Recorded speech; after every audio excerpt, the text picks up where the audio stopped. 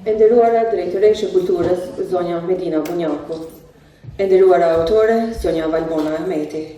E nderuara zonja Flora Brovina. E nderuar redaktore gjusore, zonja Lumie Thaçi Halili. I nderuar drejtori i shtëpisë botuese Ura, zotëri Gjem Karadaku. I nderuar profesor, zotëri Bedrit Tahiri. Të nderuar familjar dhe miq të autores.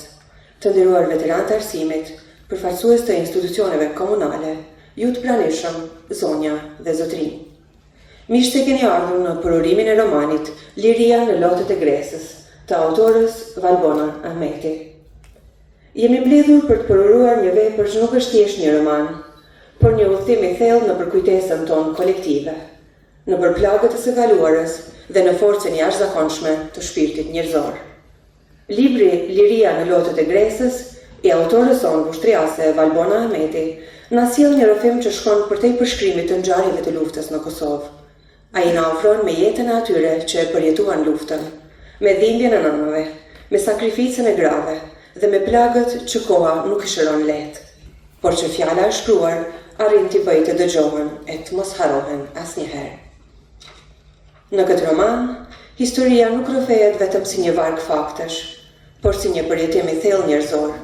Kushdo faqe mbart emocione, kujtime dhe mesazhe që na ftojnë të reflektojmë.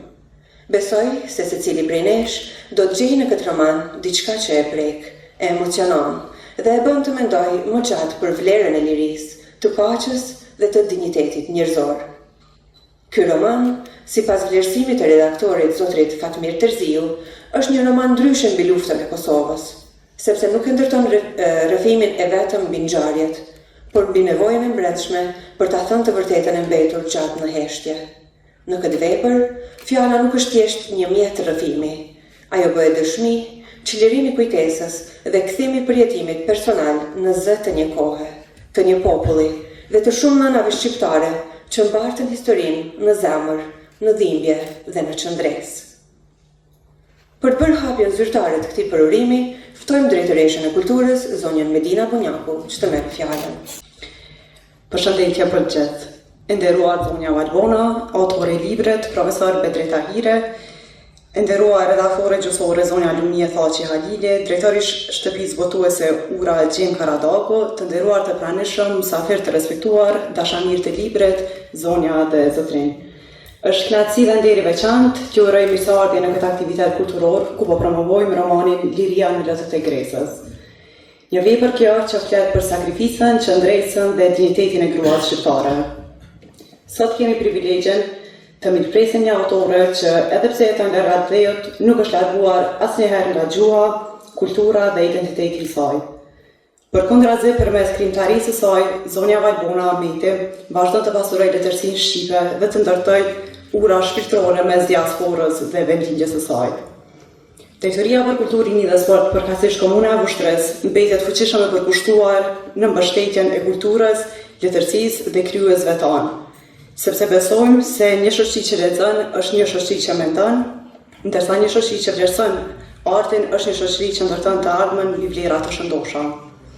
E nderuar Valbona, të falenderoj nga zemra që sot je këtu dhe bashkërisht po pasurohemi edhe ne nga dia dhe krijimtaria juaj. Ju falenderoj për pranimin tuaj, mbështetjen që japni kulturës dhe libret dhe po ashtu madhështinë që po ja dhuroni shtetit të lashtë të komunës së Vushtresë. Ju falenderoj për prezencën. Falenderojmë drejtoreshën për fjalën e saj. E në këto momente kam kënaqësinë të ftoj një zë të njohur të letërsisë sonë, humanistën, luftëtarën, doktoreshën, zonjën Flora Brovina, për një fjalë përshëndetëse. Unë të drejtën që them, erdha vetëm të takoj autorën Valbonën dhe të përqafoj për guximin e saj që të na mbledh dhe të na gëzon me librin që ka botu. E para, por nuk mund të rria tani pa folë edhe 2-3 fjalë për një vepër kaq të rëndësishme që hapët dera, besoj, për gratë të nxitura që të shkruaj për historitë e ndryshme të përjetuara gjatë kësaj kohe. Sepse ne jemi një popull që na kanë mungu letra dhe shkrimi për ngjarje të mëdha. Popujt tjerë edhe sot lavdrohen ose e kanë bamendjen për historitë e tyre të ndodhura, gjatë udhëtimeve të zamë në Francën, ku ka ndodhur shumë luftra, ende flasin për luftën e dytë botërore dhe qëndresën e familjeve dhe të grave. Historia jonë është histori e secilit prej nesh. Secili prej nesh ka në kokën e vetë jo një roman, po shumë rrëfime, shumë romane, shumë përjetime që nuk në nxen as koka.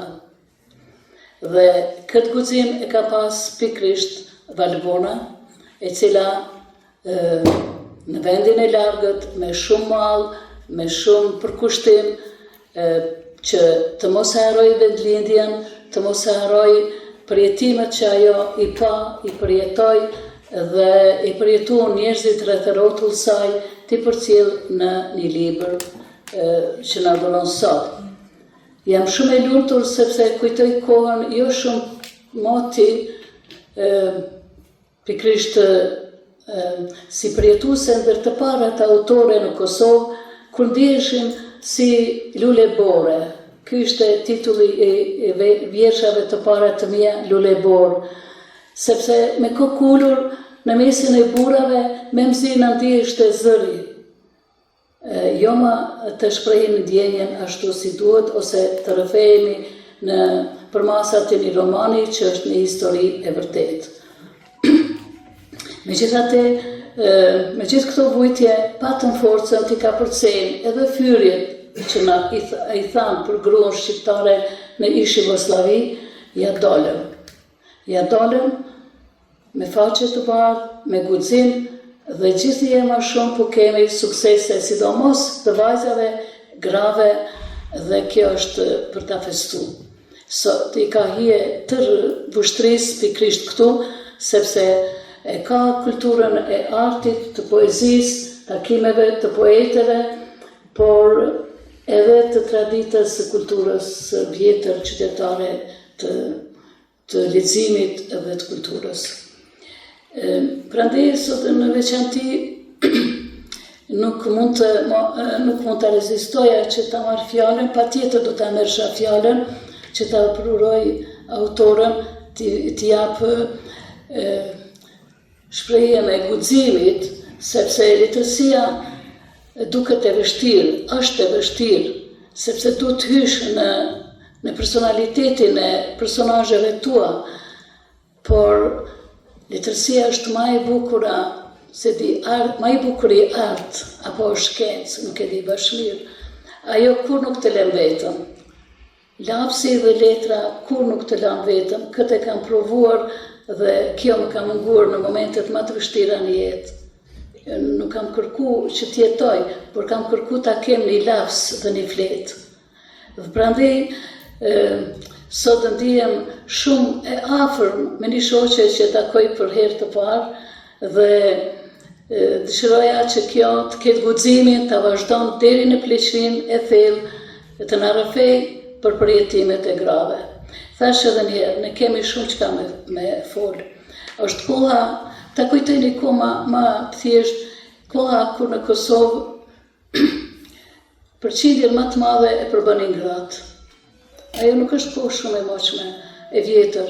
Ju kujtohet kur burrat detyrohen të shpërngulen për shkak të torturave, burgosjeve, përjashtimit nga puna, për shkak të mobilizimit të djemve ushtar, dhe ne gratë u qumë e i thamë vetë, largojuni nga Kosova për t'i shpëtuar, por ne patëm guximin, që asnjëherë nuk folëm, patëm guximin edhe të dalim para autoriteteve botërore dhe t'u tregojmë këtë rrëfim, edhe helmimin e fëmijëve, edhe të gjitha këto. Ndoshta nuk i kemi shkruar, po ka autore që do të vinë, edhe do të vinë gjenerata që e kanë për detyrë ta rrëfejnë të vërtetën. Në një moment du ta kujtoj para jush takimin me Stipe Mesić, i cili në delegacionin e grave të Kosovës, të cilit kur ju drejtume 220.000 në shkrime, unë dhe kolegja ime Sanja Gashi, i thamë, Kosova është në gjendje shumë të vështirë dhe gati lufta po fillon. ishte viti 1991. Dhe ta dorëzojmë këtë material nëse ju, ne guxum, do me thënë të bëjmë edhe kësi biseda, nëse ju do të ngritni zërin për helmimin e fëmijëve, për përjashtimin e mjekëve nga puna, për apartheidin, e tjera. A ju çudit. Dhe ne kërkojmë momentalisht, ndose nuk e bëni këtë, ne nuk po e dorëzojmë peticionin që me mzi këshim që atje në letrat vërteta, jo me disqe. Ai po atit e thiri Radio Kosovë Deutsche Welle dhe lajmi u dha se në Kosovë, do me thënë, janë helmu mbi 7.000 fëmijë se gjitha ngjarje tjera që ka ndodhur. E njëjta ndodhi me Ramizalin. Për të shku deri te Ramizalia, mbasi para gazetarëve thamë se ne do të ankohemi edhe te shteti Am, atëherë për me shku te Ramizalia duhet të udhtojmë jo Maqedoninë, por edhe Greqinë, që ta humbim, do të thonë mos vrehet se po shkojmë politikisht ose zyrtarisht. Ramizalia në pranim ja tregon të gjitha hallet tona. Dhe ai, për çudi, ndoshta kjo ishte edhe e vërteta, ai tha, po hallet e mia janë edhe më të mëdha se t'jujat. Ishte e vërteta, por u ndiem shumë të prekura dhe pikrisht me guximin e një kosovareje, i tham, po hallet e juja janë hallet tona, po hallet tona nuk qenë kanë t'juja zotri. Atëherë Ramizalia mbeti pa fjalë, dhe po, edhe ato janë. Po du me thonë, ishte një kohë historike për cilën nuk u folë, por e cila hapi dyrt e komunikimit, hapi mundësin që gratë të fitojnë forcën e daljes do me thënë përpara. Kosova në atë kohë kishte ma shumë gra se bura dhe ne kërkum nga Ramizalia nëse ne gratë një ditë do të shpallim kushtrimin dhe nga Shqipëria kërkojmë vetëm rrugën Durrës-Kosovë. Kaq. Nuk kërkojmë ma shumë sepse do të vinë burat tanë, djemë tanë, do të vinë ata që nuk janë këtu dhe i do t'i dalim Zot, bashkë me neve. Kjo qëndresë e gruas, kjo është një qëndresë vërtet që na bën shumë krenare, sidomos kur jemi autore dhe hyjmë në thelbin e popullit ton, kur na kujtohen ato gra që pikën e lotit nuk e qesin për shkak që t'improjnë fëmijët e vegjël para të bijve të vrarë. Nuk kam fjalë se sigurisht autoria dal nga dal, këto i thot edhe ma mirë. Por këtë qëndresë jam shumë e lumtur që e kam përjetu me gratë, që kanë ditë i dalin zotat dheut dhe sot me penë në dorë këta e dëshmojnë. Kisha pas shumë dëshirë që ky libër të përkthehet edhe në gjuhën frenge ose anglisht, sepse dy gjuhë Kanada ka dy gjuhë zyrtare dhe edhe atje jo vetëm mërgjimtarët tanë, por edhe qytetarët e botës njihën me gjuhën, me shkrimin e gruas shqiptare në Kosovë. Faleminderit që na faleminderit që në bërësh në simptom edhe shumë suksese të tjera. Faleminderit zonja Brovina që na nderove me prezencën dhe fjalën tuaj. Në vazhdim më lejoni t'i kaloj fjalën redaktorës gjyqësore të librit, zonjës Lumie Thaçi Halili.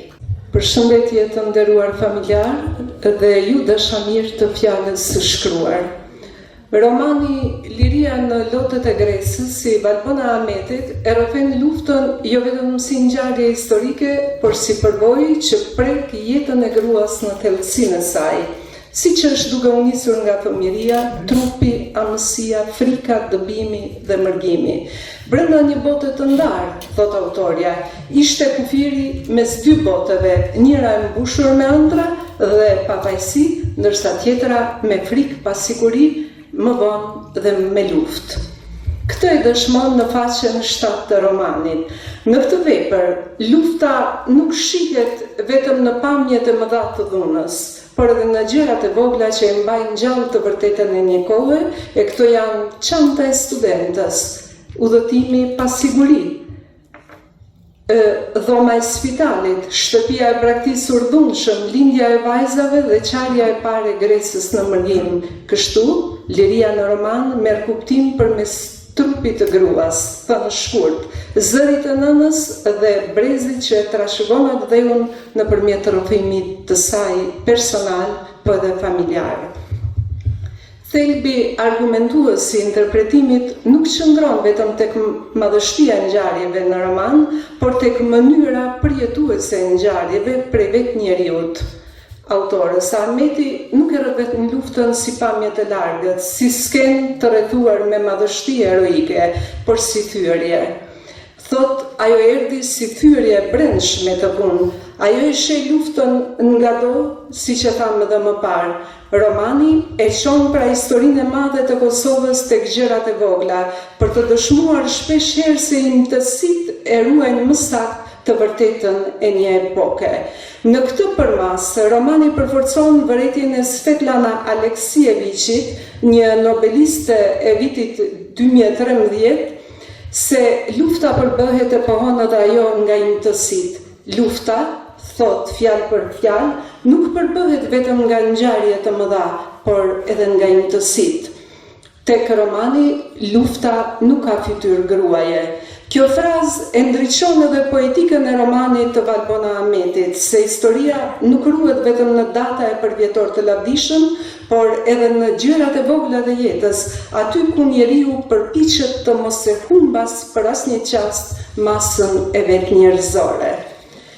Hyrja e romanit mund të lexohet si pragi një arkivi të brendshëm femror që thjesht më shumë se kaq ajo e ndërton rrëfimin me kujtime, ku përvoja personale dhe familjare, siç u tha, mban peshën e thellë të përvojës, e cila nuk ruhet në fakte, por në dridhje emocionesh e frikërash, në pamje të fëmijërisë, në ankth, në mall, në amësi dhe në ndjesinë se ajo që është jetuar duhet të marrë një formë të qëndrueshme, pra të bëhet apo të krijohet një libër.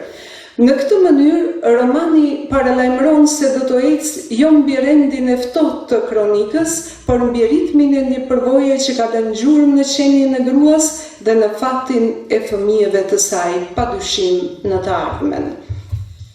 Kjo qasje e afron veprën me linjën e fuqishme të dëshmisë femrore, më falni, të Svetlana Aleksieviçit si analogji, e cila e ka ngritur në një nga format më të veçanta të letërsisë dokumentare bashkëkohore në botë.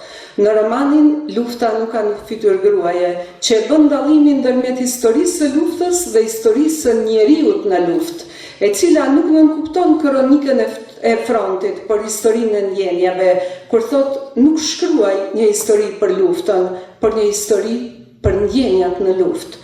Pjesën njerëzore gjithë një të pranishme tek njeriu, gjuhën e brendshme të atyre që ka jetuar mes frikës, vdekjes dhe kujtesës. Ky parim e udhëheq tërësisht romanin e Ahmetit. Edhe këtë lufta nuk shihet kryesisht si fakt i jashtëm, por si përvojë brendshme. Ajo hyn pra në të gjithë etapat e saj të asaj kohe, siç është rrita e autorës, studimet e saj, ndjenjen e trupit të saj në hapësirën publike se si është ndjer, dashurinë e saj, frikrat, lindjen, ikjen, kujtimet dhe rrëfimet që duhet t'u bëj fëmijëve për të mos u tretur në arres. Në roman, kultura është frymëmarrje. Madje hyn në indin e brendshëm të jetës, veç elementeve të tjera. Një familje që dëgjon këngë, diskuton për artist, voton me pasion për festivalin që shfaqet i përvjetshëm në radio televizionin shqiptar. Nuk ajo familje, jo vetëm që nuk argëtohet, por edhe mban të gjallë për fytyrimin e vet, për normalitetin brenda asaj kohe, për bukurinë, për gjuhën dhe për përkatësinë etnike. Një element tjetër shumë thelbësor në roman është arsimi, i cili është njëra prej shtyllave të romanit. Rrëfimtarja niset në kryeqytet me ëndrrën që të bëhet e zonja për të pavarësuar në jetë. Kështu thot në faqen 17. Fjalia mbase është e thjeshtë për lexuesit, pa jo bartë për brezin tim dhe të Valbonës, gjithë heroizmin emancipues të personazhit. Ajo dëshiron të studioj, të diplomohet, të punoj, të ketë ardhura, të pavarësohet, të rritet. Kjo dëshirë personale lidhet me një përvojë më të gjerë historike, me sistemin paralel të arsimit në Kosovë, të ngritur si përgjigje ndaj mbylljes së institucioneve shqiptare nga regjimi serb. Në kohën kur shqiptarëve u mohohej drejta e shkollimit dhe e punës në institucionet publike, shkolla u zhvendos në shtëpi private, duke u bërë forma të fuqishme të qëndresës qytetare, kulturore, por dhe kombëtare. Shkollat dhe universitetet e zhvendosura, mësimdhënësi që punonin në kushte të rënda, lokalet dhe shtëpitë e hapura për mësim, si dhe mërgata që mbështeste këtë organizim, përmes fondit 3%, siç thot ajo, krijojnë së bashku një rrjet të gjerë të qëndresës publike. Romani, në këtë pikë në shoh, i parafruar dhe mendimin e Simone de Beauvoir, e cila e sheh subjektin femror jo si identitet të paracaktuar gjinar dhe përgatitor, të them, me një të ardhme të ngritur, por si rezultat të rrethanave, kufizimeve dhe zgjedhje që do ta formësojnë ato. Rrëfimtarja e autores, autorja Ahmeti, nuk pranon të mbetet e paracaktuar nga varfëria, as nga shtypja, as nga gjinia, ose nga kushtet të vështira. Ajo lëviz, mëson, kursen, ecë në këmbë, hyn në dhoma të zymta mësimi dhe kërkon pavarësinë e saj. Veprimi i saj është treguesi i feminizmit të heshtur e të brendshëm, të pashpallur mbase si qëndrim ideologjik lindur nga vetë jeta. Jeta e përditshme në roman përbën arkivin e vogël të një epoke.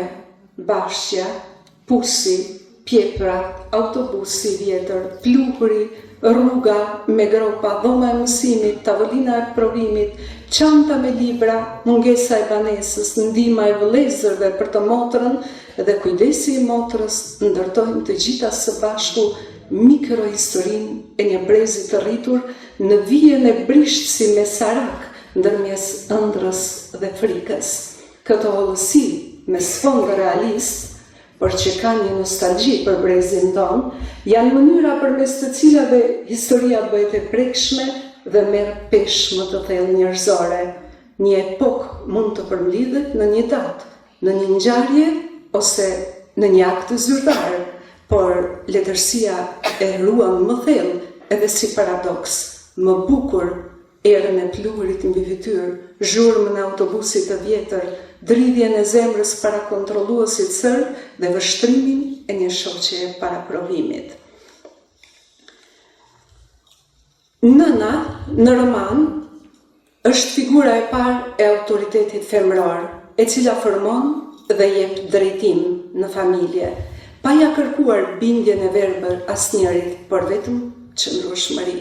Në figurën e saj shfaqet etikë femrore përmes veprimeve të jetuara, pa pasur nevojë të marrë formën e shpalljes ideologjike.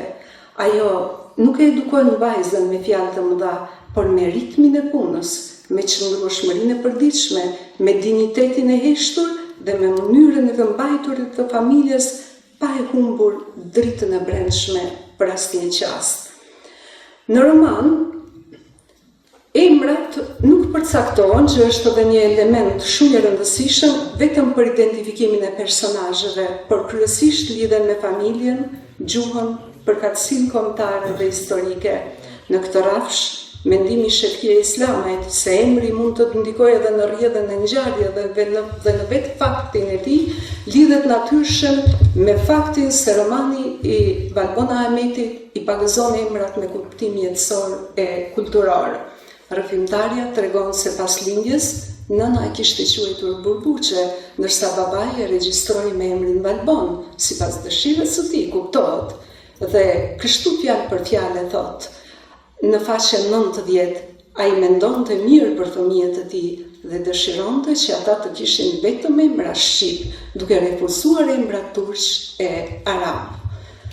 Këtu, emri shpreh vullnetin e prindit, që fëmia të bardhë përkatësinë shqiptare, që në fjalën e parë të thirrmorit në jetë. Në një kohë kur identiteti shqiptar ishte i rrezikuar, emri merr funksion ruajtës, mban lidhjen me gjuhën, me vendin, atë dheun e gjerë dhe historinë. Zgjon interes veç të tjera është në romanë dhe shfaqja e kritikës ndaj mendësisë patriarkale që privilegjon lindjen e djalit në familje tradicionale shqiptare. Ende mbretëron të thot ajo ndjenja e vjetër se vjen duheshin për vatan. Autoria shqetësohet në spital nga bisedat që dëgjon kur njerëzit gëzohen dhe presin që nusja të lind djalë. Këtë dukuri shqiptare shpreh me forcë, jo si deklarat feministe, por si kundërshtim të natyrshëm të një norme të kahershme, e cila e mat gëzimin familjar sipas zgjenisë së fëmijës. Mirë po, më vonë, këtë e dëshmon dhe na bind me lindjen e erëzës së saj, lirisë dhe gresës, ky rend patriarkal përmbyset. Vajzat konsiderohen si djemt, ato janë bardhëse të vazhdimësisë familjare, të lirisë dhe të trashëgimisë. Mirë po, njëra ndër skenat të jesh femër dhe t'i shohësh duke lexuar të gjithë romanin, t'i shohësh dhe t'i përjetosh të gjitha skenat në roman, patjetër që një grua do ta përjetoj si më të dhimbshme skenën e spitalit në një maternitet lindje në Mitrovic. Dhe e them, skena më delikate ku lufta nuk bëhet me armë, por me institucion. Spitali, që në parim është vendqëndrim, shndërrohet në vend ku femra shqiptare trajtohet me shpërfillje, frikë dhe poshtërim. Infermierët serbe shfaqen si personel mjekësor për buzës, shprehin edhe një gjuhë rrejtje. Autoria ka guximin ta përçojë madje këtë fjalor të ndytë dhe poshtërues në roman për lexuesit. Unë në analizë kam të fjalë për fjalshëm si citat, por për hir të kohës, po se që të mos i lexoj. Vetëm po marr njërën sa për ilustrim. Shqiptarët dinë të bëjnë vetëm fëmijë dhe kësaj tjetra, e torturonin me fjalë të ndryshme, ktheva kokën djathtas dhe e pash grua me shtrirë në mëshirën e infermierëve shtirë të zeza. Kishte mbyllur syt me bluar, sa nga dhimbjet, sa nga frika e aq më shumë nga të njësi morale. Te Ahmeti, gjua e ndyrë për çmuese e infermierëve serbe dëshmon se dhuna etnike nuk mjaftoi me përjashtim politik, mirë pa ajo shtrihet deri te trupi i gruas shqiptare, madje në mjedisin ku jeta duhet të mbrojë aty në maternitet, pikërisht në prag lindje. Gruaja shqiptare, përgjatë asaj kohe nëpër spitale ishte trupi i një përkatësie të urryeshme. Ajo përjetonte frikën e lindjes dhe njëkohësisht poshtërimin. Këtu përmblidhet dhuna institucionale, dhuna gjinore dhe dhuna etnike. Kjo përmbledhje jashton skenës dhimbjen e thellë njerëzore, sepse aty historia e madhe me gjithë errësirën e saj zbret në vendin më të brisht të jetës, lehonës dhe fëmijës së posalindur, fatkeqësisht. Skena ku gruaja shtatzon një dhimbje, ndërsa kujdesin mjekësor mungon nëse kthehet në shpërfillje, e shfaq tragjikën e trupit femror në luftë. Kjo përvojë të kujton një tjetër frazë të Svetlana Aleksieviçit si referencë të natyrshëm, duke parë përvojën e grave në luftë të lidhur me dhënien e jetës, kur thotë, për mbi të gjitha, ato e përjetojnë gjithanësisht faktin që është e palejueshme të vrasësh, sepse femra dhuron jetën, jetë.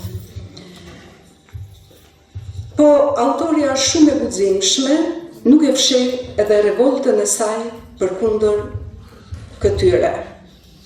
Nuk është një zë neutral. Udhëtimi i personazheve në roman zë një vend shumë të rëndësishëm. Është rruga, stacioni, autobusi, kufiri, aeroporti, hoteli në Kanada dhe parku Montreal nuk janë vende ku autoria kalon për ditëshmëritë e saj. Para së gjithash, këto janë vendesh që shënon ndryshimin e gjendjes së tyre jetësore. Në fillim, lëvizja lidhet me jetën studentore si fshati i saj në ushtri, më vonë Prishtina si studente, klasat e improvizuara të provimit stacioni, tek më vonë e njëjta udhë me trajten e ikjes së detyruar dhe të mërgimit.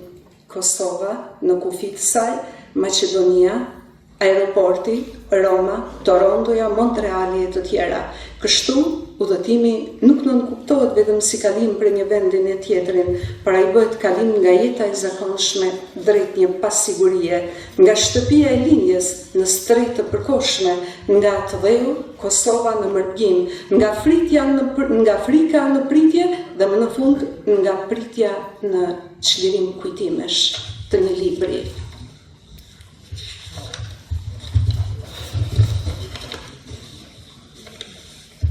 Mirë po, ajo që është më ëmbla, romani e vendos amësi në një raport të drejt për drejt me historinë, me traditën e madhe të rrëfimeve të luftës.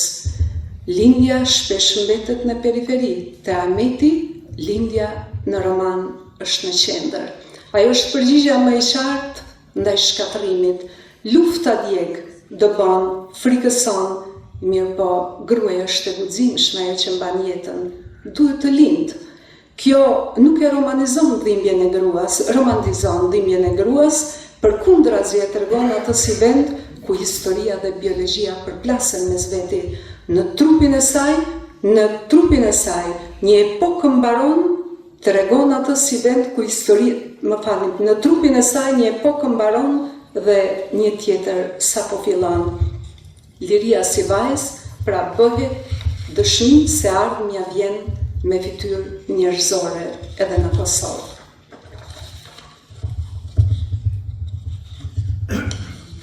E thash që studimi është i gjatë, por unë kam përmbledhur vetëm këto. Përmbyllja e romanit, po e cek vetëm të fundit, artikulon qartë misionin e veprës së Valbona Ahmetit. Libri nuk kërkon të vetët, si që thamë më lartë, nuk kërkon të mbetet, nuk i kërkoj vetës që ajo të mbetet brenda saj vetëm si tërgjim personal. Ky libër, që po promovohet sot, synon të jetë kujtesë e gjallë, mesazh për brezat e ardhshëm, dëshmi se rrënjët nuk duhet harruar, dhimbja kur rrëthehet nuk mbetet vetëm plag, por bëhet urë që të kalojmë dhe gjithë. Ajo që shkruhet bëhet të dritë edhe për dikë tjetër në jetë në të ardhmen.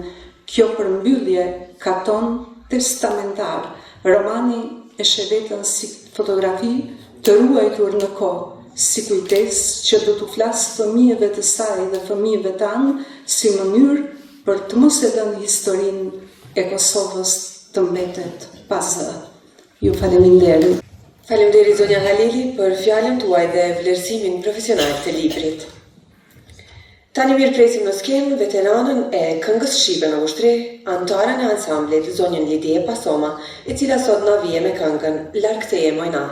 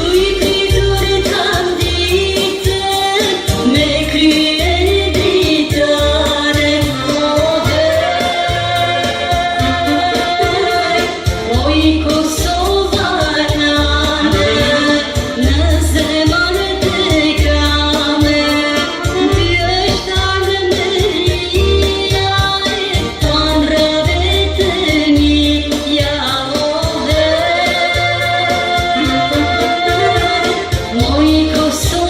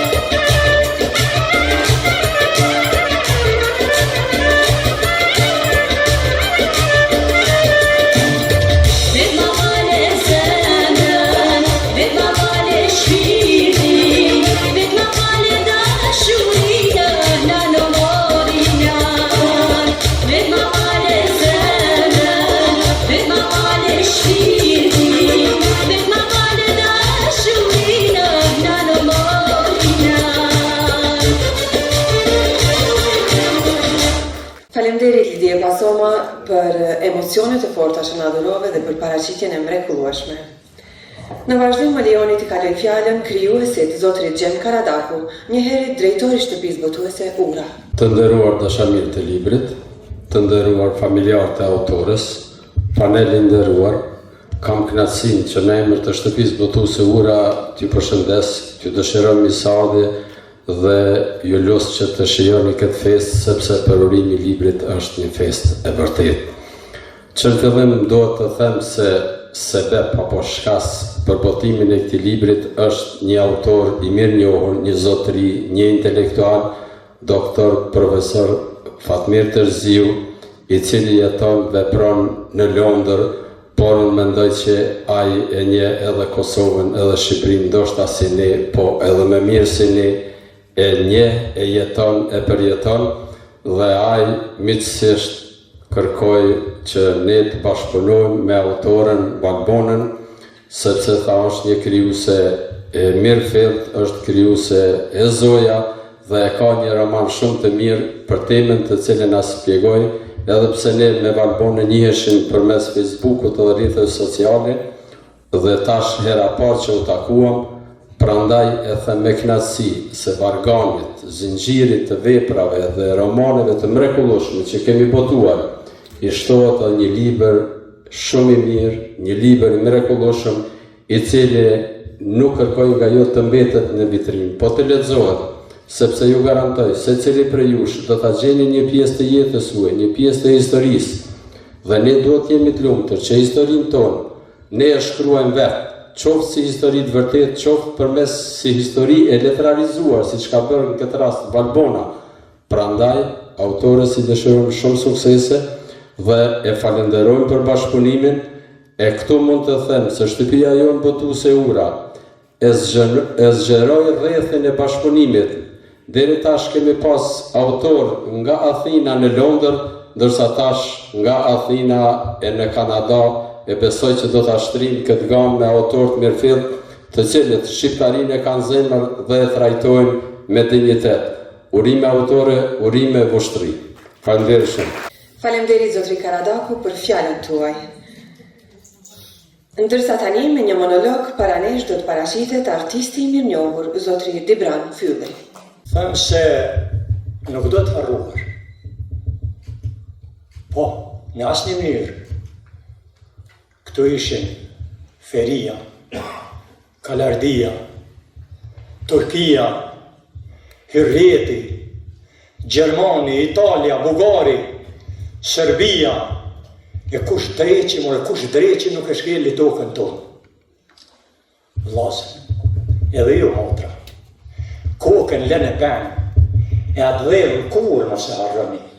Mos e harroni se edhe një djali, një miku tim, që kishte marrë shkollë dikon, nuk e di, në Perëndim, në Dres Mallkun, kur ishte në pushim këtu, ma lodhi kokën. E dini që kam thoshte?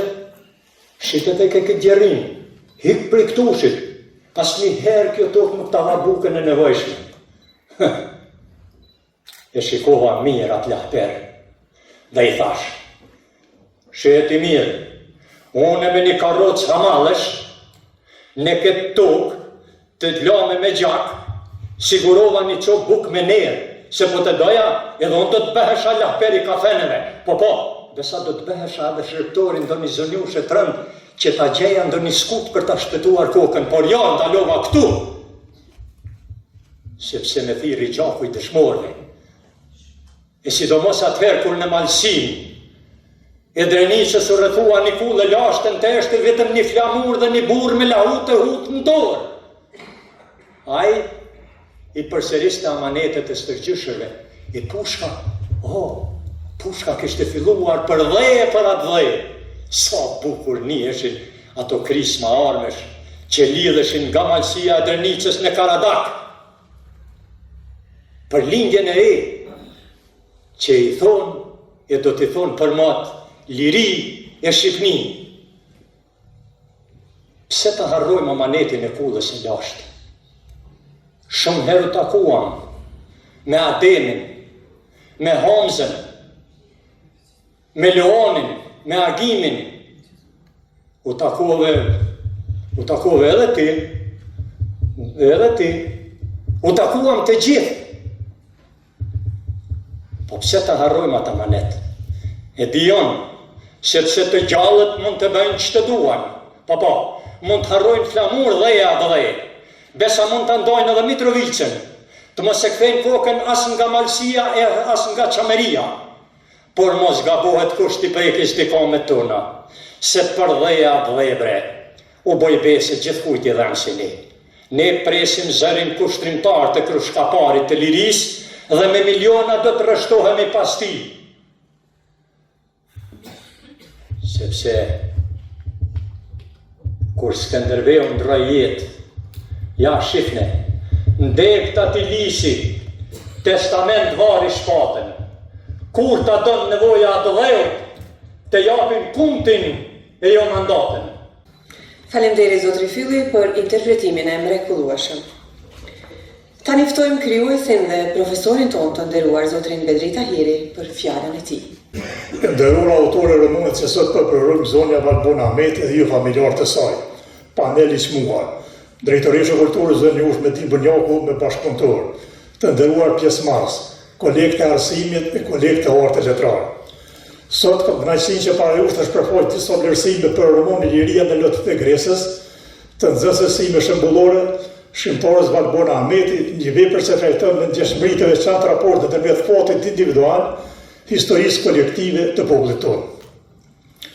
Romani Liria në lotët e Gresës i Valbona Ahmetit, të cilin interesot e kemi njohur më shumë si poete, vjen si një rrëfim i ndjerë njerëzor, kundërthurën drama personale, kujtesa historike dhe përjetimet kolektive të një populli që ka kaluar në përvojtje, shpërngulje dhe luftë.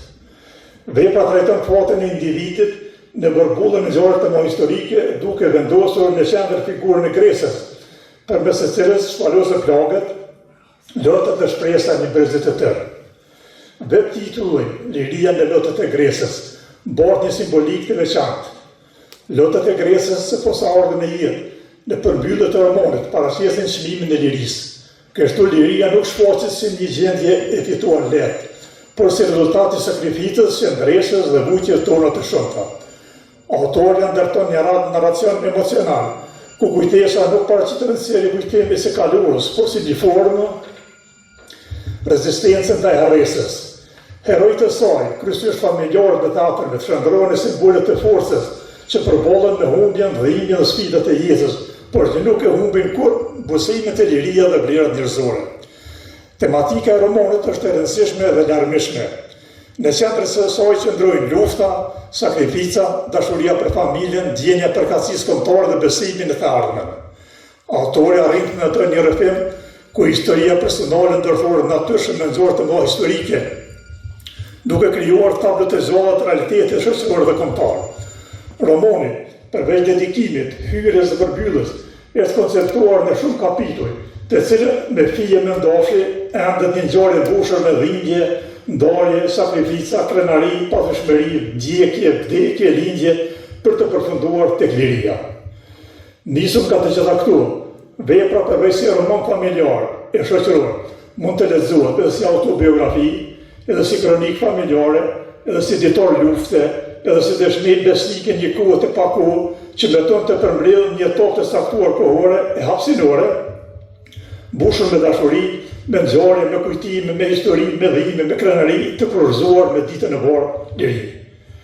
Një nga vlerat më të spikata të romanit është trajtimi i temës së familjes.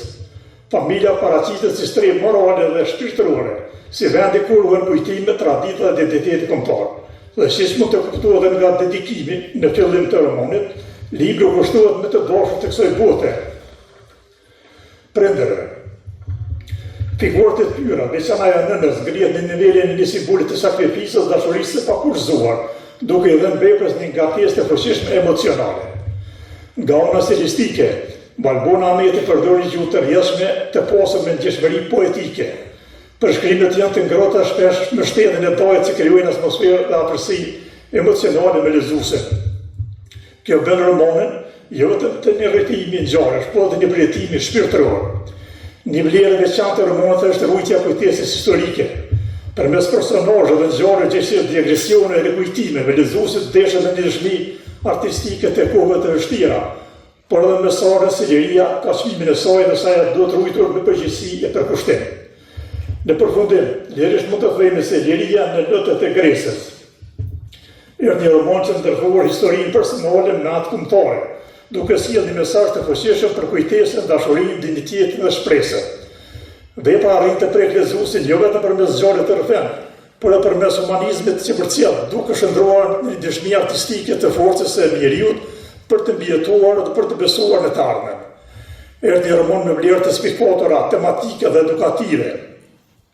Ai fton lexues të reflektojnë mbi sakrificën, kujtesën dhe rëndësinë e lirisë, duke dëshmuar se dërsia mbetet nga mënyrët më të fuqishme për të ruajtur historinë dhe për të përcjellë vlera universale njerëzore. Urime për gëzimin e Valbona Ahmeti. Ju faleminderit për vëmendje.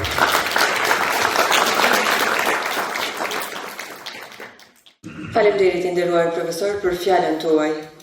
Programin e kemi begatuar me këngë e monolog. Tani është radha e të voglit ton, një artistit vogël, të ri, por shumë premtues. Na vjen në skenë Luigi Saraçi me këngën Kosovë e Adem Jasharit.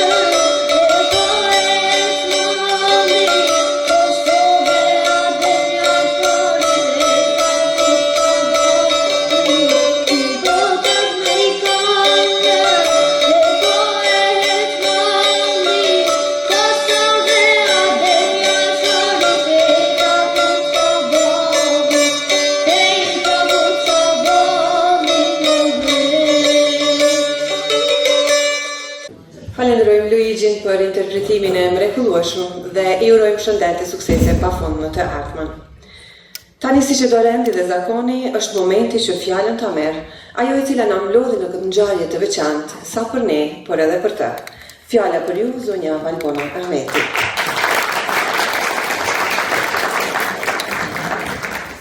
E nderuara drejtoresh për kulturë, rini dhe sport, zonja Medina Bunjaku, i nderuar drejtor i Qendrës së Kulturës Hasan Prishtina, zotri Gzim Saraçi, e nderuara krijuese dhe krimtare, humaniste, mjeke, zonja Flora Brovina, të nderuar profesor, shkrimtar, poet, familjar, miq dhe të gjithë ju të pranishëm.